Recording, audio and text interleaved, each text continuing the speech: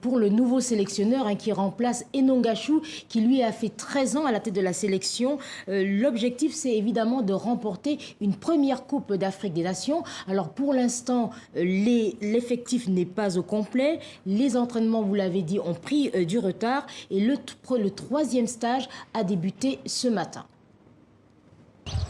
Après 3 jours de mise au vert, Joseph Ndoko a repris ce matin le chemin de l'entraînement.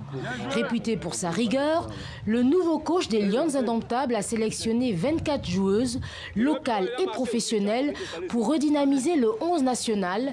Mais à 15 jours du premier match décisif pour la qualification à la prochaine Coupe d'Afrique des Nations, la tâche s'annonce rude. C'est un peu compliqué parce qu'on a fait 1 an, 5 mois sans regroupement. Ça veut dire que je suis en pleine reconstruction. J'ai une philosophie que j'essaie déjà de mettre en place et j'espère que le match contre le Congo sera notre premier sparring partner et encore que ça passe par une qualification. Une qualification qui se déroulera sans doute sans Gaël Nganamouit et Aboudi Ongene.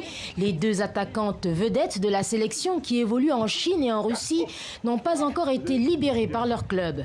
Pour pallier cette absence, le sélectionneur compte aligner dans son secteur offensif des jeunes du championnat local, comme Alexandra, qui a déjà disputé une Coupe du Monde avec les moins de 17 ans. Pour l'intégration, je peux dire que je me suis vite adapté avec cette équipe parce qu'avec les professionnels, bon, c'est facile parce que ce sont elles qui nous font entrer vite dans le groupe. Parmi les 7 professionnels, Raissa Fedjou, finaliste de la CAN à 3 reprises, la milieu de terrain du club d'Alan United en Finlande vise au-delà de la qualification le titre de championne d'Afrique. Si on se qualifie pour la CAN avec les encadrés et les joueuses, on s'est promis de faire mieux et de se rattraper et ramener le trophée au Cameroun et de faire pleurer aussi les autres pays chez elles comme elles nous ont fait pleurer au Cameroun. Des prières et l'hymne national,